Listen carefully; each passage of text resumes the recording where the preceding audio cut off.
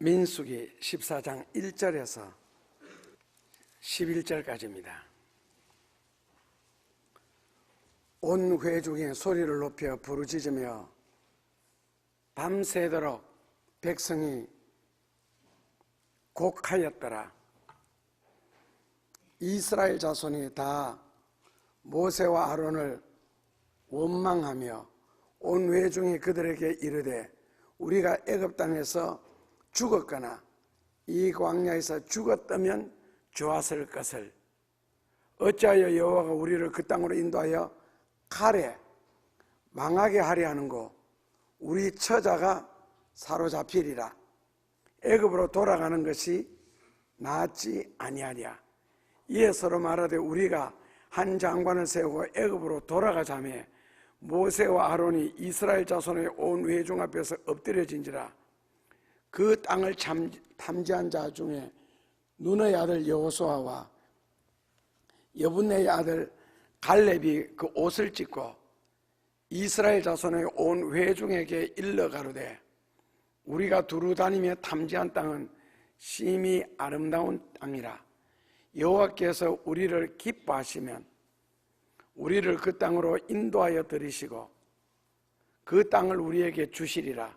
이는 과연 젖과 꿀이 흐르는 땅이니라.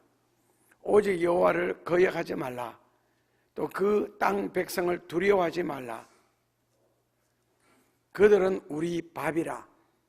그들의 보호자는 그들에게서 떠났고 여호와는 우리와 함께 하시느니라. 그들을 두려워 말라나. 온 회중이 그들을 돌로 치려 하는 동시에 여호와의 영광이 회막에서 이스라엘 모든 자손에게 나타나시니라. 같이 여호와께서 모세에게 이르시되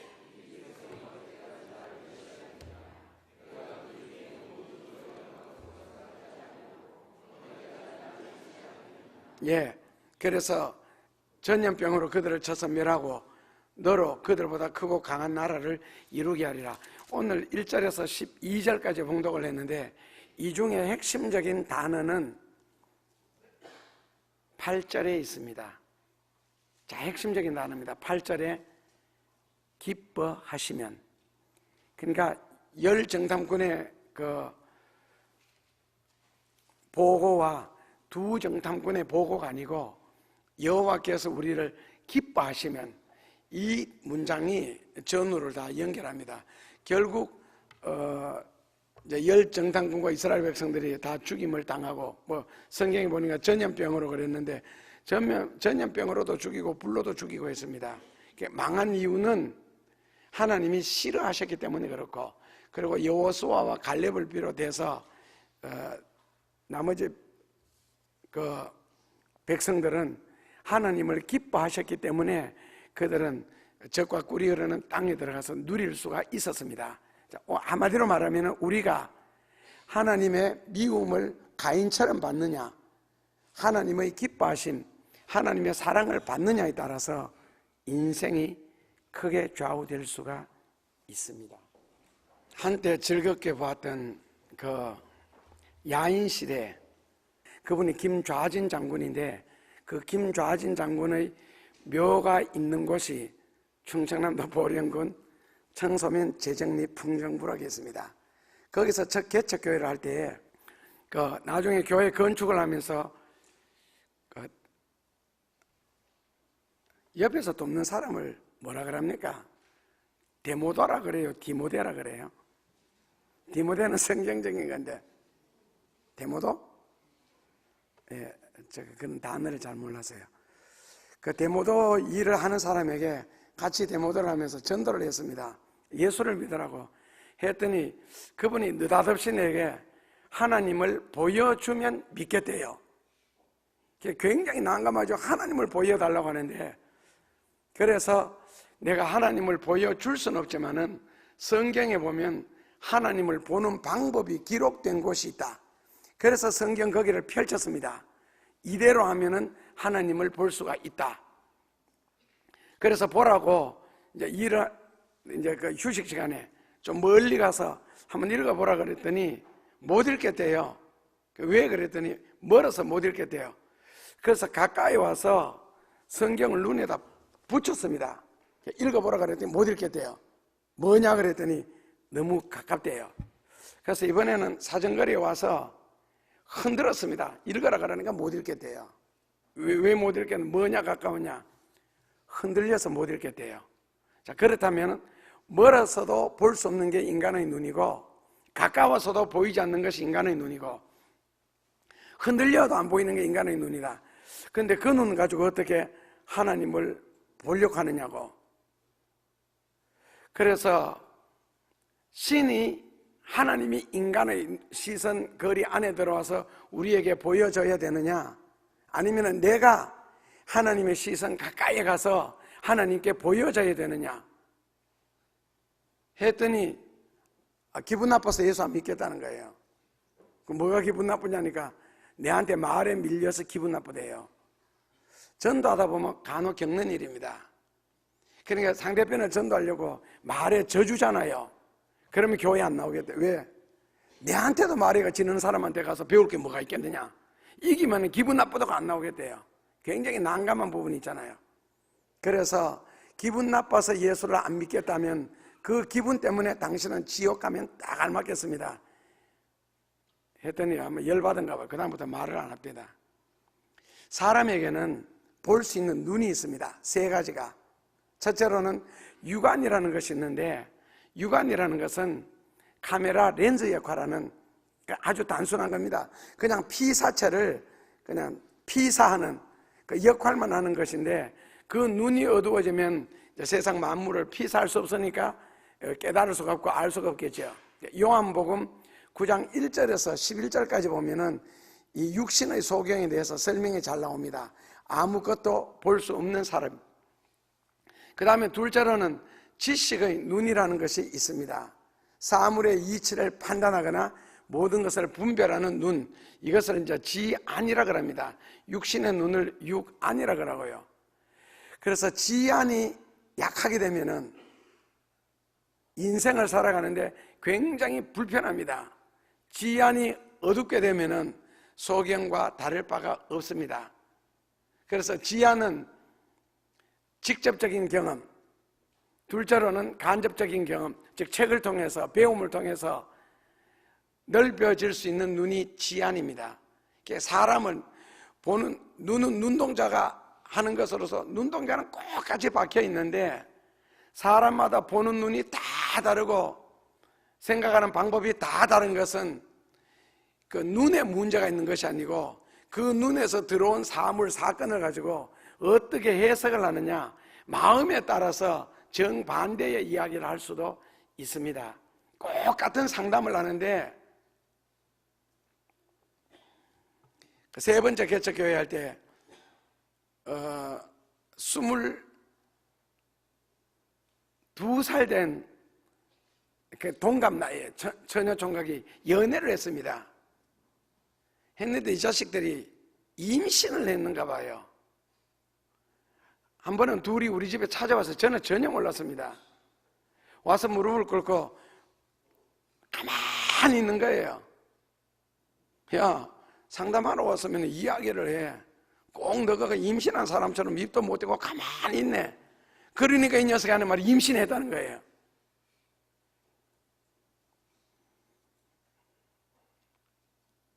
그래서 그동안 몇 달 됐느냐 하니까 7개월 됐어요. 아가씨가 호리호리하게 조그만해요. 그러니까 이 임신한 표도 안 나요. 원래 뚱뚱한 사람은 배 튀어나오지 그런 사람 배도 안 나오거든. 7개월 됐대요. 그래서 야, 그동안 마음고생 참 심했겠다. 얼마나 힘들었니? 했더니 그렇지 않아도 힘들었대. 그래서 교회 집사님들한테 이야기했더니 너 목사님 알면 이제 죽어서 너 죽어서 그렇게 그런 이야기를 많이 들어서 더 겁이 나서 찾아왔대요. 그런데 그러면 너희들 결혼할 수 있겠니? 예, 하겠습니다. 언제쯤 할래? 2달 후에 날짜를 잡았습니다. 주례는 내가 해줄게.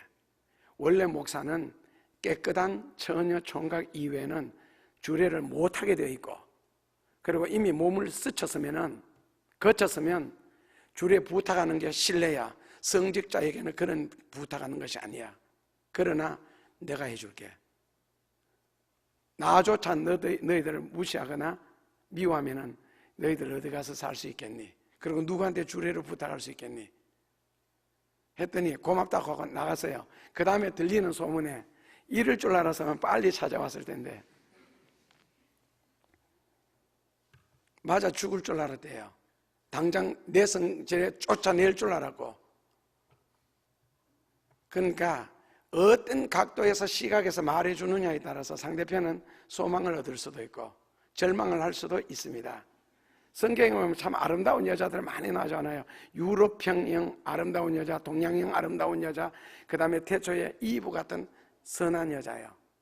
그 성곽이 교차된 여자인데, 그런데 마리아 같은 여자도 참 아름답잖아요.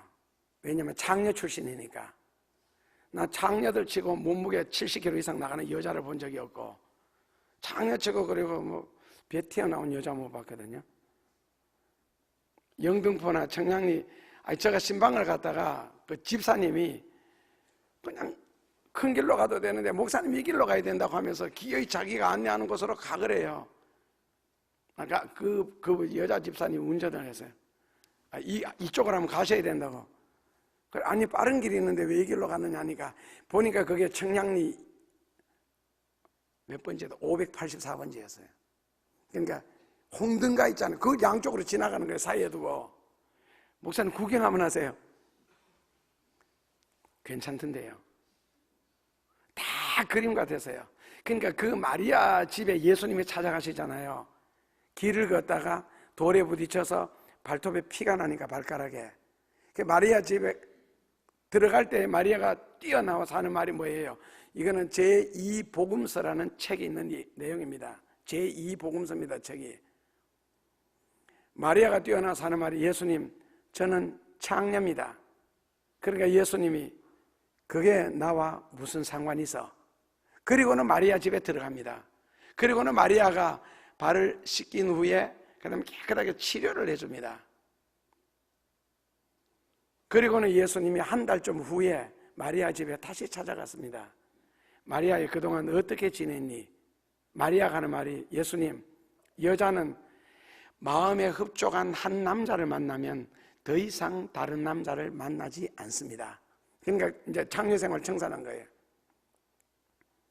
만약에 예수님이 마리아가 뛰어나와서 예수님 저는 창녀입니다 그랬을 때 야 이년아 그 예쁜 몸매 이쁜 얼굴 가지고 천하에 할 일이 없이 창녀가 뭐냐 이 빌어먹을 놈아 죽이려나 만약에 이런 식으로 막 저주를 퍼붓거나 욕을 했더라면은 마리아가 예수님의 제자가 될 수 있었겠어요.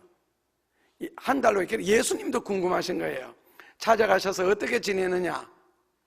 마음에 흡족한 한 남자를 만난 후에는 더 이상 다른 남자를 만나지 않습니다.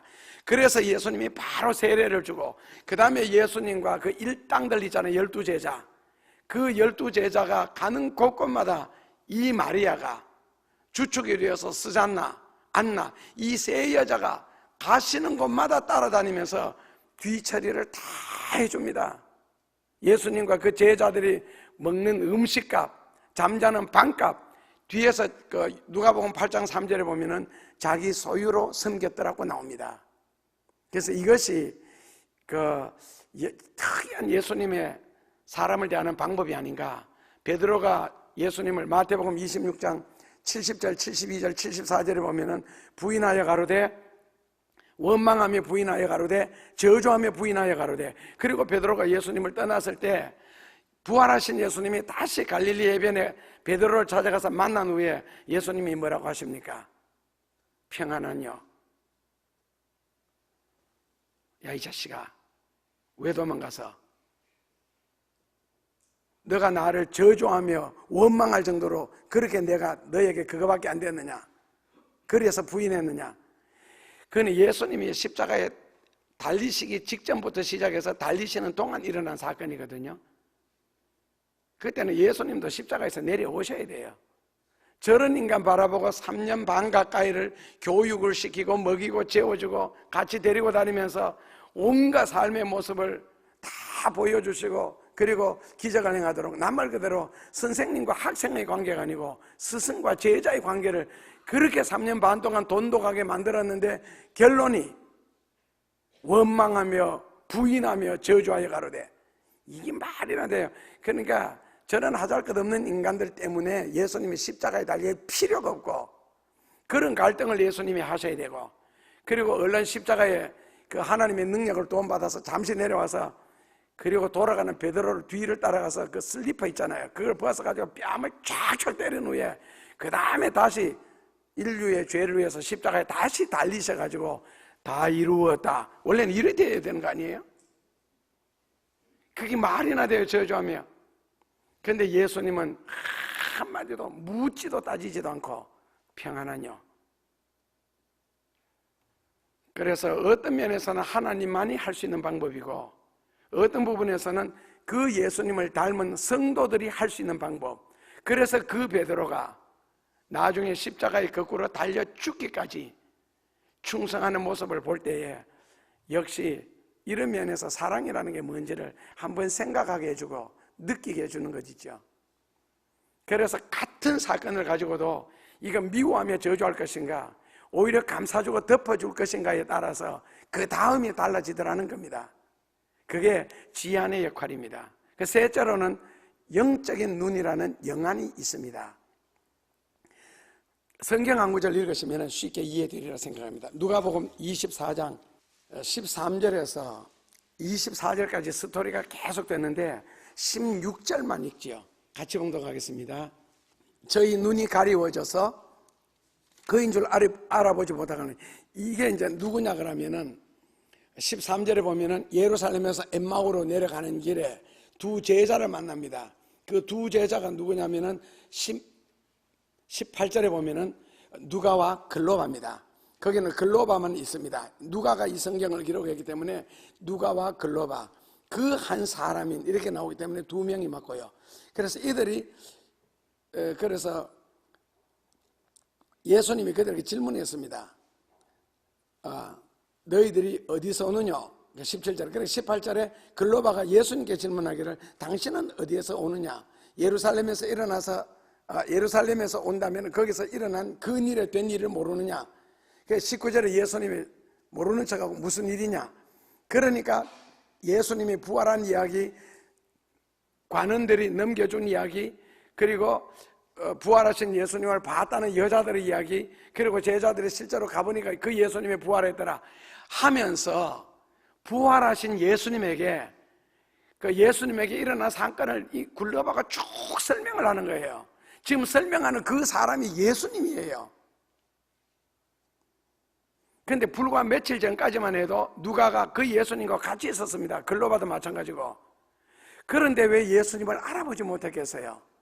답은요, 16절에 저희의 눈이 가리워져서 그인 줄 알아보지 못하거늘. 눈이 가리워졌다는 거예요. 이거는 육신적인 소경도 아니고 영적인 소경도 아닙니다.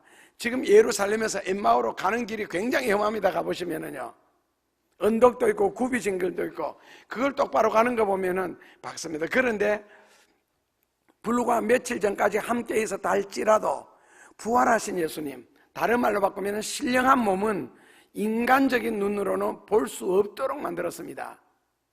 왜냐하면 육신적으로 예수님이 우리와 함께 하실 때는 그 육신적인 예수님을 볼 수 있었지만, 이게 하늘에 속한 그 부활체, 신령한 몸으로 바뀌어버리면 더 이상 눈으로 볼 수 없습니다. 육안과 지안으로는 보이지를 않습니다. 그래서 예수님이 나중에 눈을 밝혀주시죠. 그랬더니 가면서 이제 이사야 성경 이야기를 쭉 하시면서 탄식을 하시고, 그리고는 같이 식당에 들어가셔서 저들을 위하여 기도하시면서 떡을 뗄 때 눈을 밝혀주니까 우리와 함께한 분이 예수님이 아니냐 하는 순간에 예수님은 이미 그 자리에 계시지를 않았습니다. 그래서 영안이라는 것은 무엇이냐 했을 때에 천국과 지옥을 볼 수 있는 것이고, 천사와 귀신을 볼 수 있는 것이고, 영적인 세계, 하나님의 세계, 하나님 나라를 볼 수 있는 눈이 영안이라 그럽니다. 그래서 아까 제가 처음에 이야기했던 그 데모도에게 보여준 성경 구절이 마태복음 5장 8절이었습니다. 마음이 청결한 자는 복이 있나니 저희가 하나님을 볼 것이며, 마음이 크로스 헬만하는 자, 우리말로 바꾸면 깨끗하게 청소된 상태, 성경적으로 말하면은 예수님의 십자가의 보혈로 죄 용서함을 받은 상태, 인간의 입장에서 말하면은 철저히 회개한 상태. 그렇게 되면은 영적인 세계를 볼 수가 있다는 겁니다. 그러니까 영적인 눈이 어두워지면은 함께 걷는, 함께 대화하는 그분이 예수님인데도 예수님에게 예수님에 대한 설명을 하게 됩니다. 영적인 눈이 어두울 때 일어난 사건이 성경에 많죠.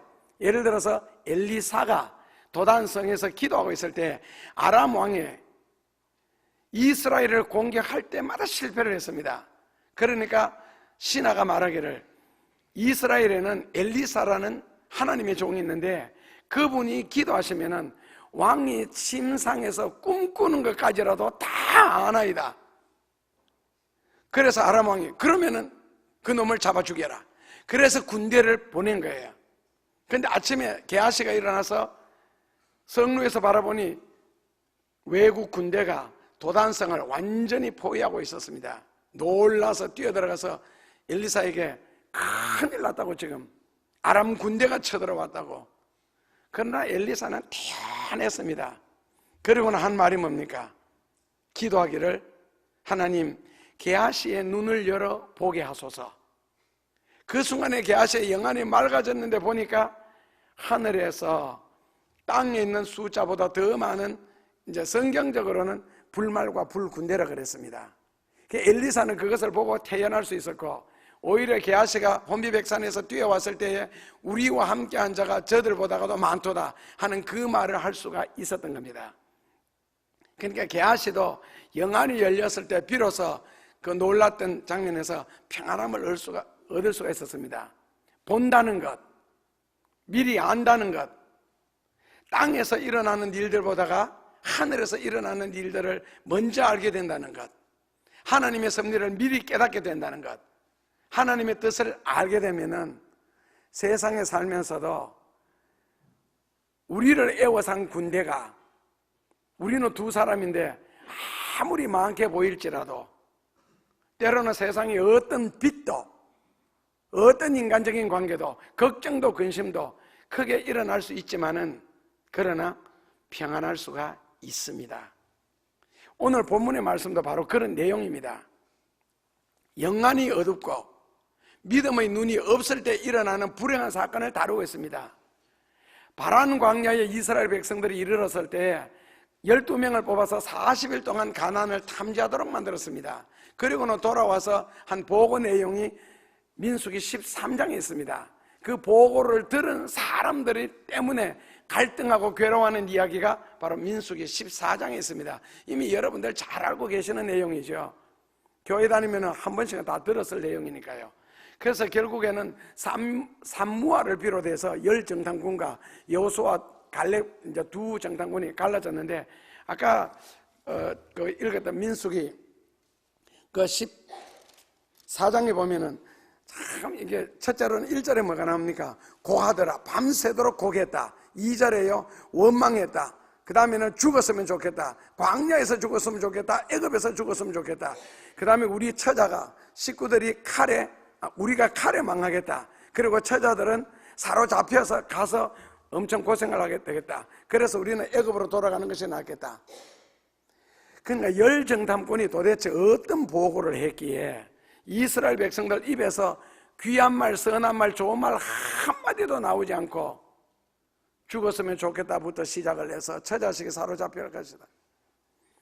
그러니까 결과적으로 봤을 때는 하나님의 엄청난 축복을 지금 저주로 바꾸어 놓는 보고를 한 거예요.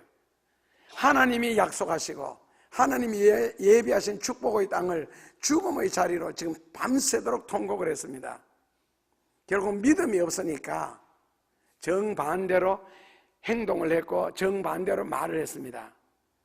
믿음이 없으니까 생각의 방향도 믿음 쪽으로 가지 않았습니다. 결국 이스라엘 백성들도 열 정탐꾼이 보고 온 것을, 내용은 똑같잖아요. 여호수아와 갈렙이나 뭐 포도송이를 두 사람이 메고 가더라, 젖과 꿀이 흐르더라, 똑같은 말을 들었으면은 판단은 이스라엘 백성들 몫이고, 그 다음에 판단은 모세의 몫입니다. 그런데 열 정탐꾼이 그런 말을 하면서 판단까지 곁드는 거예요. 믿음 없는 눈, 하나님을 능력을 빼버린, 그리고 하나님의 능력을 믿지 못하는, 그리고 하나님의 약속을 바라보지 못하고 하나님의 축복이라는 능력을 다 없앤 상태에서 실제로 그런데 그 잘 먹은 백성들 키가 짱돼 갖고 우리는 스스로 보기에도 메뚜기 같더라. 그러니까 자기 수준, 자기 생각, 자기 눈으로 본 것을 가지고 인간적으로 보니까 비관적인 보고를 할 수밖에 없었던 거예요. 결국 비관적인 보고를 들은 이스라엘 백성들도 비관적이 될 수밖에 없었고, 결국 이들의 신앙은 평소에 비관적이었다. 정말 성경적인 신앙, 진리에서 오는 믿음, 하나님을 바라보는 영적인 신앙은 전혀 없었습니다. 지금 일어나는 행동의 결과를 볼 때, 교회에서 아무리 귀한 설교를 듣고 교회에서 아무리 통성기도를 할지라도 여러분들의 삶 속에 어떤 문제가 딱 일어나 보면은 알 수가 있습니다. 평소에 내가 하나님을 진실하게 믿었는지, 기도한 내용을 믿었는지, 정말 하나님을 진실하게 대했는지, 아니면은 형식적으로 교회를 왔다 갔다 했는지, 그냥 기독교라는 종교인으로서 그냥 교회를 다녔는지, 사건이 생겨보고 입에서 튀어나오는 말을 들으면 바로 알 수가 있습니다. 그동안 들었고 기도했던 신앙적인 언어 고백이 나오는지, 아니면은 오늘 열 정탐꾼처럼 부정적이고 불신앙적인 언어들이 입에서 튀어나오는지, 바로 여러분들의 믿음을 평가하는 언어가 됩니다. 문제는요, 그렇게 했을 때 그들의 입술에서 나온 대로 하나님은 역사를 했습니다. 죽고 싶다, 사로잡힐 것이다. 결국 하나님은 전염병을 통하여 하여튼 선을 그어놓고 사람을 죽이듯이 싹 다 죽였습니다. 그렇게 죽은 사람이 약 한 300만 명 정도 됩니다. 그리고 여호수아와 갈렙만 살렸습니다. 그리고 판단 능력이 없는 어린애들을 하나님이 살렸습니다. 모든 것을 비관적으로 본다는 것은 하나님을 믿지 않을 때 이야기입니다.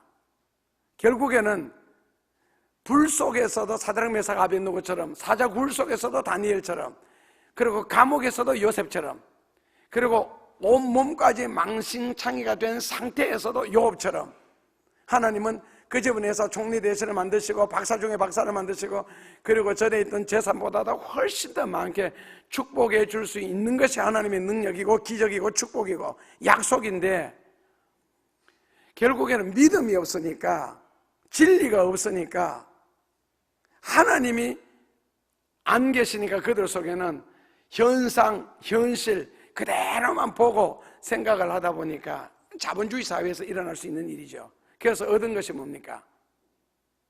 하나님 앞에 받은 게 뭐냐고요? 결국 비관적인 말을 듣는 사람까지 비관을 하도록 만들었습니다. 차라리 하면서요, 결국에는 두 정탐꾼이 맞다는 거예요. 그러나 적과 꿀이 흐르는 땅이고 하나님의 약속의 땅이다, 그리고 축복의 땅이다. 그래서 하나님이 기뻐하시면, 그 말 뜻은 하나님께서 나를, 우리를, 이스라엘 백성들을 흡족해 하시면은, 즉 하나님을 기분 나쁘게 만들지 아니하시면은 하나님은 그 땅에 들어가서 살게 하시리라. 이게 원래 하나님의 약속의 땅이 아니냐.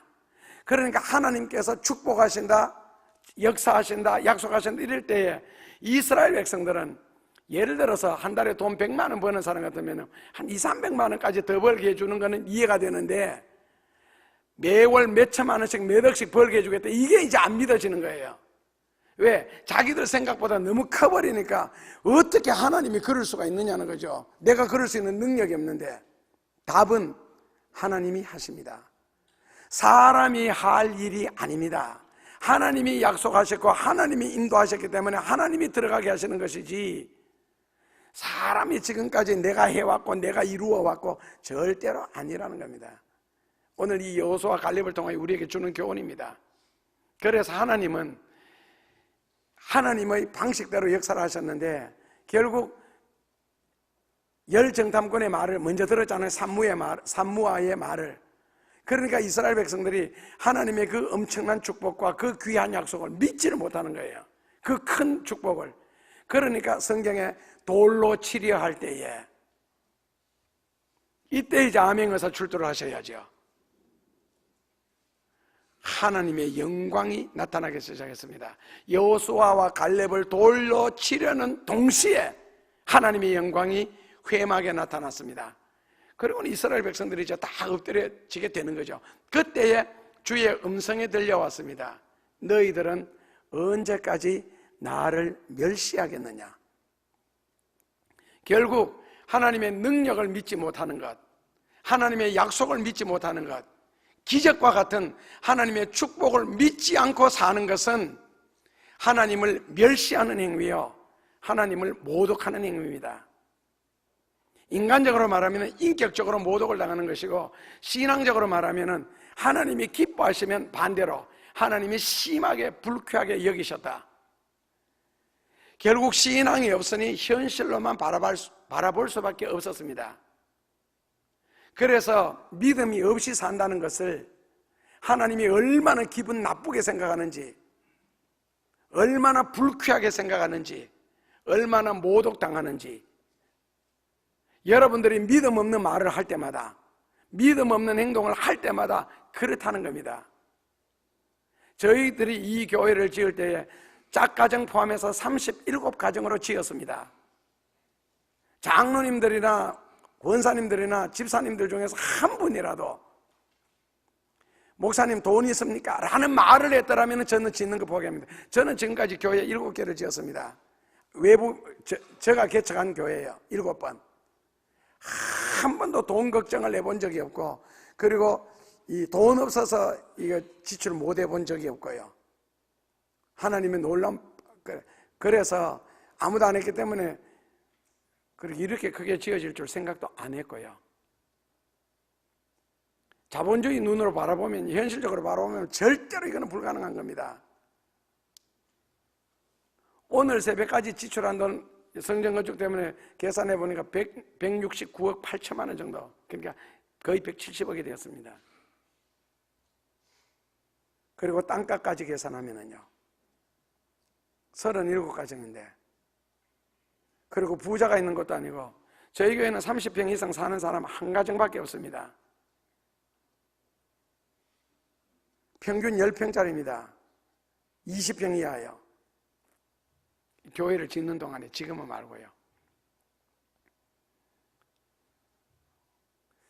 전에 찬송가 부를 때에 울어도 안 되고 용서도 안 되고, 아니 뭐라 해놨지 성경에, 울어도 못하네, 힘써도 못하네, 우리말로 다시 바꾸면요 온갖 짓 다 해도 안 되네, 그러나 믿으면 하겠네. 그래서 그 믿음이라는 것이 결국 하나님과 하나 되는 행위잖아요. 결국 하나님과 분리되어 있기 때문에 하나님을 바라보는 입장에 있는 거고, 바라보면서 하나님에 대한 이야기, 하나님에 관한 이야기를 하는 것이지 신앙 고백은 아니잖아요. 그러니까 아까 내려가던 누가와 글로바 같은 경우 예수님에 관한 이야기를 열심히 했지 예수님의 이야기는 아니잖아요. 관하여 대하여. 그러니까 불평하는 사람들 이야기를 듣게 되면 같이 불평하게 되고, 이간질하는 사람의 말을 듣게 되면 같이 이간질하게 되고, 원망하는 사람들의 말을 듣게 되면 같이 원망합니다. 그래서 옆에 좋은 사람 두셔야 됩니다. 직원을 한 명 둘지라도 요셉같이 복을 받을 수 있는 직원요, 요셉 때문에 온 집안까지 복을 받을 수 있는 그런 직원을 둬야 됩니다. 친구를 사귀어도 교회에서는요 믿음 있는 사람을 가까이 지내야 되지, 불평하거나 원망하거나 씨알이 없는 그 비관적인 사람을 가까이 두면 같이 화를 입습니다. 그래서 성경에는 불평을 하지 못하겠습니다. 불신앙의 눈은, 즉 하나님의 능력을 인정하지 않고 하나님의 약속을 믿지 못하는 눈은 항상 안 되는 쪽을 바라보고 현실만 바라보고, 게하시처럼 세상의 군대 많다 이것만 바라보지, 그보다 더 큰 방법으로 역사하시는 하나님을 보지 못하기 때문에 그렇습니다. 그래서 성경에서 불평하지 못하게 한 이유가 굉장히 많이 있겠죠. 몇 가지라면 간추려 봤더니 불평하지 않아야 참된 평안을 얻을 수가 있습니다. 먼 길을 걸을 때에 신발 속에 작은 돌 하나만 들어있어도, 아니면 신발에 가시가 박혀 있으면 굉장히 불편합니다. 우리 마음속에 평생을 살아가면서 원망이나 불평이 하나 들어있으면요, 평생 평안을 다 빼앗깁니다. 둘째로는 불평하지 않아야 다른 사람에게 평안을 줄 수가 있습니다. 가정에서 아버지가 편찮거나 학교에서 선생님이, 교회에서 목사님이 늘 화가 나 있다면 불안해서 어떻게 살겠어요? 가정에서 기뻐할 수 있다면 초목의 햇살과 같고, 교회에서 기뻐하는 사람은 하나님 은혜와 축복을 받는 사람들입니다. 받을 사람들이고, 그래서 웨슬레는 나는 불평하기보다는 차라리 저주하는 것이 낫다. 불평하면 주변에 있는 사람들도 망하게 만들지만 저주하면 저주하는 사람만 망합니다. 그래서 만약에 불평하는 사람이 내 가까이 있다면 그것은 내 뼈에서 생사를 찢어내는 것과 같은 고통을 당한다고 말을 했습니다. 그만큼 원망이나 불평은 좋지 않습니다. 셋째로는 불평하지 않아야 하나님을 기쁘시게 할 수가 있습니다. 우리가 신앙적으로 말하면 하나님 허락 없이는 어떤 일도 우리에게 닥치지 않는다. 그렇기 때문에 불평해서 믿거나 불평하면서 기도하거나 불평하는 입술로 기도를 했을 때에 응답받은 적이 있습니까? 그래서 시편 37편 4, 5절에 여호와를 기뻐하면 하나님께서 기뻐하는 자의 소원을 이루어 주시되, 그러므로 너희들은 악을 행하는 자가 잘 되는 것 때문에 절대로 불평하지 말라. 너희들이 할 일은 기뻐하는 것이다. 악한 일을 하면서도 잘 되는데 나는 하나님을 믿으면서 왜 안 되느냐, 그런 불평도 못하게 했습니다. 기뻐하면 하나님은 너 소원을 이루어 주신다.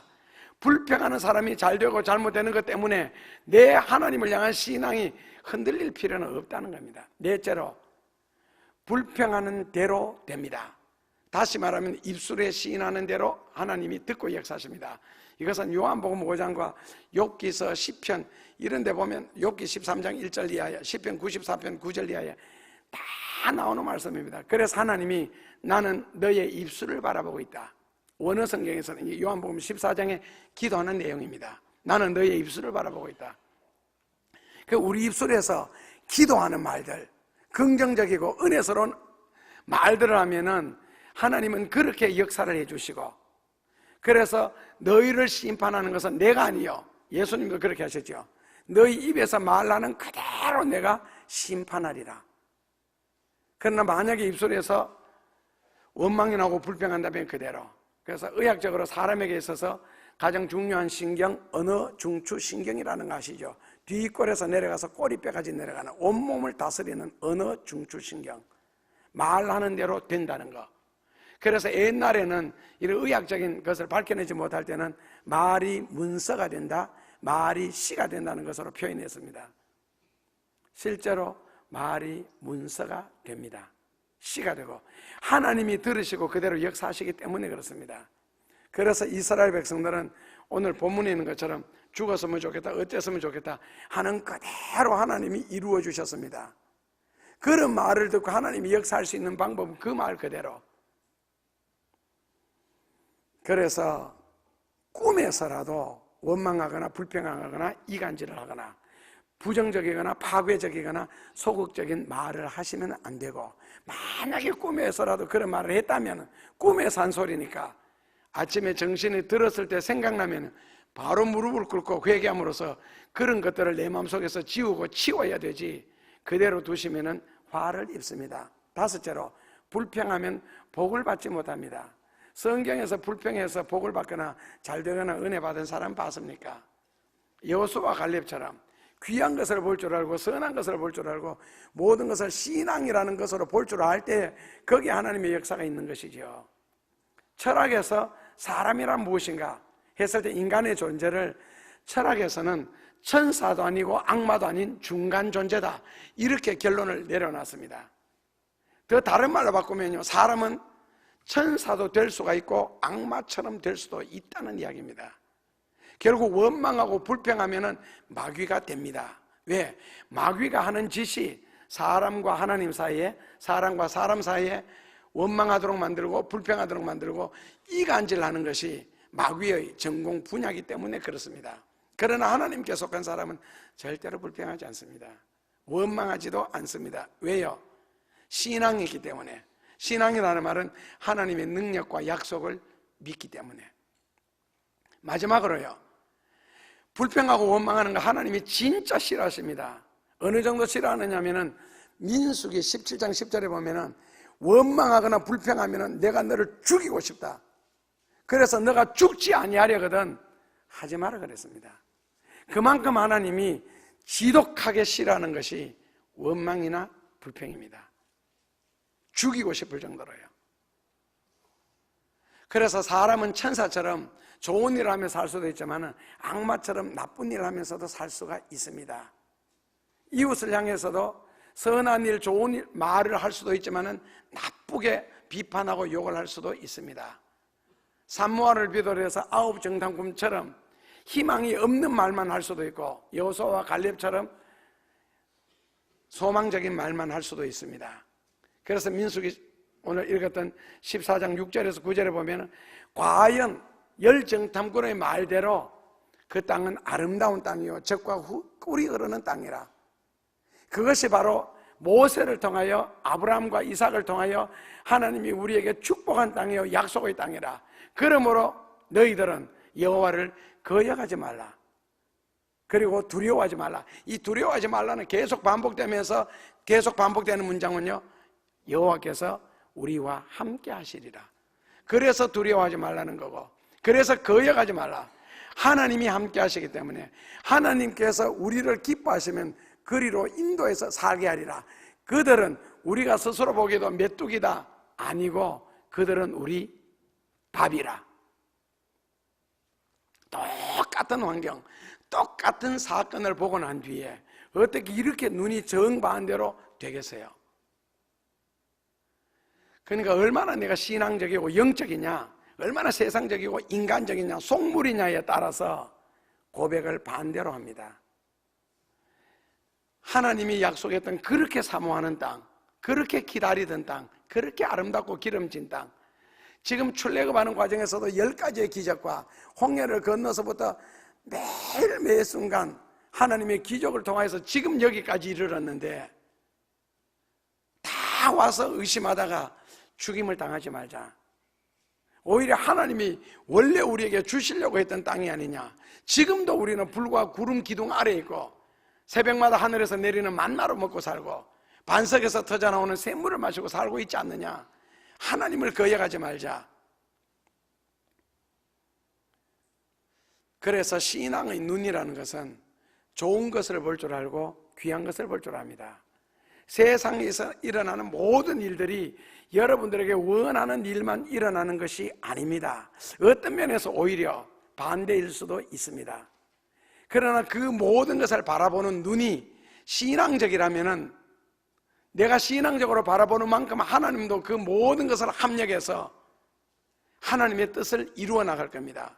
대인관계에 있어서도 마찬가지입니다. 내가 사람들을 나쁜 쪽으로 바라보느냐, 못된 쪽으로 바라보느냐, 선한 쪽으로 귀한 쪽으로 바라보느냐. 10가지 다 가진 사람이 어디 있으며 100% 갖춘 사람이 어디 있습니까? 그러니까 어두운 쪽 그림자를 보느냐, 밝은 쪽 좋은 점을 보느냐. 논어에 보면은 세 사람이 길을 걸으면 두 사람이 스승이다. 한 사람은 자신이고 한 사람은 선한 사람이고 한 사람은 강도였습니다. 강도한테도 배울 것이 있다는 겁니다. 그래서 내가 남을 나쁘게 보고 악하게 말하고 이간질해서 내가 얻는 것이 무엇이며 그리고 내가 받을 게 뭡니까? 그러니까 내가 남을 원망하고 나쁘게 말함으로써 내가 화를 입을 필요는 없잖아요. 내가 살아야죠. 그래야 남을 살릴 수가 있으니까.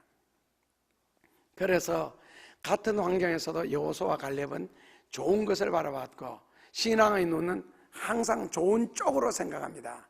정말 믿음이 있다면 이간질하지 않습니다. 예수님을 정말 바르게 믿는다면 원망하지를 않습니다. 대신에 그러한 모든 악조건들, 세상에서 내가 지고 있는 모든 짐들 때문에 오히려 하나님의 능력을 바라보고 오히려 하나님의 역사를 바라보겠죠. 그리고 하나님의 가능성, 그것을 발견하겠지요. 가나안이라는 곳이 무인지경 땅이 아닙니다. 이미 가나안 7족이 살고 있고 31개 부족 국가가 자리 잡고 있습니다. 그것을 하나님이 폭풍을 통해서 소돔과 고모라에 쏟아지듯이 유황불배를 통해서 안 했습니다.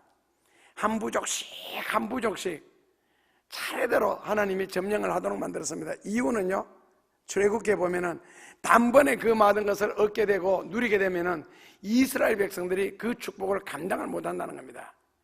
그래서 100만 원에서 150만 원, 200만 원, 250만 원, 300만 원 이런 식으로 돈을 벌게 했지 100만 원에서 갑자기 5천만 원 1억 아니었다는 겁니다.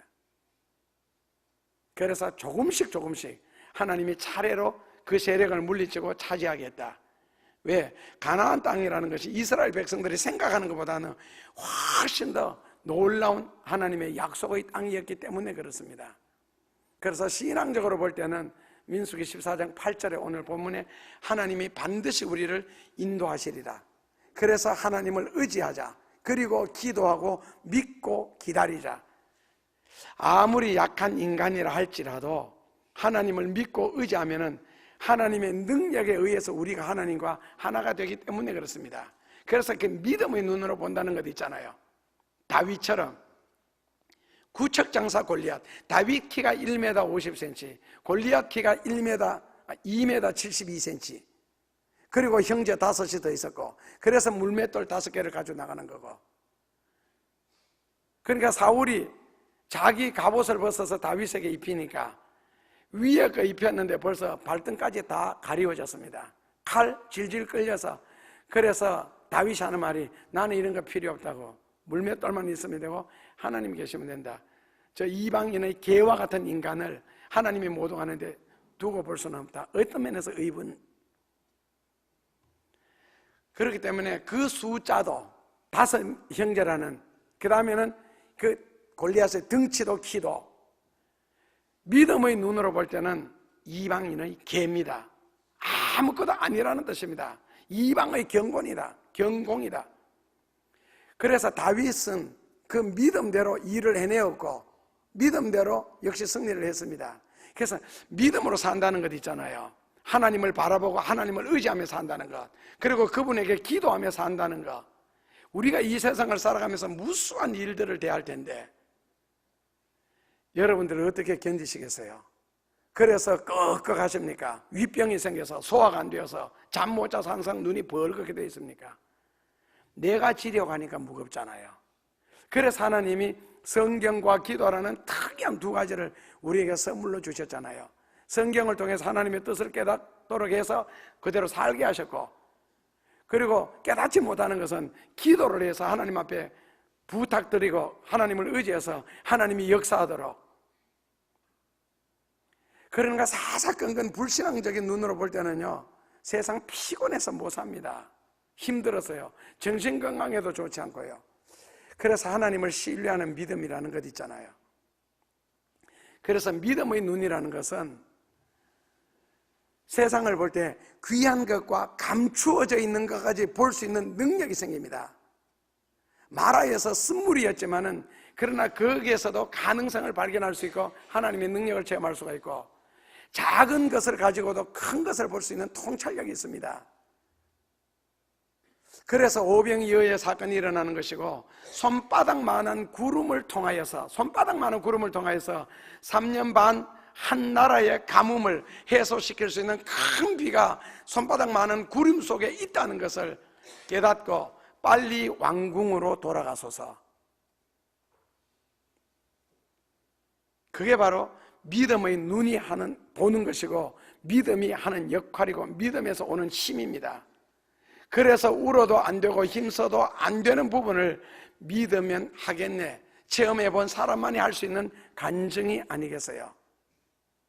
세상적으로 실망도 많이 해보고 노력을 해봐도 안 되었다면 이제부터는 믿고 맡기고 기도하면서 하나님 앞에 인생의 짐을 조금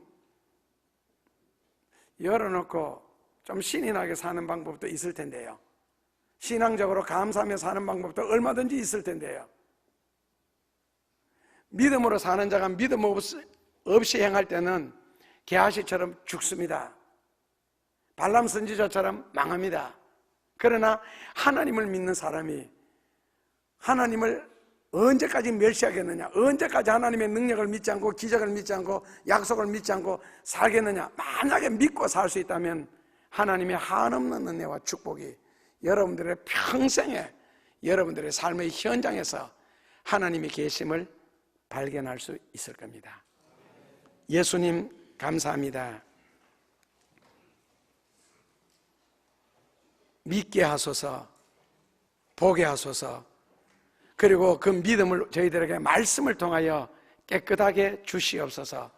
그리고 하나님의 능력을 인정하게 하소서. 그리고 그 가운데 행동하게 하시고 거하게 하옵소서.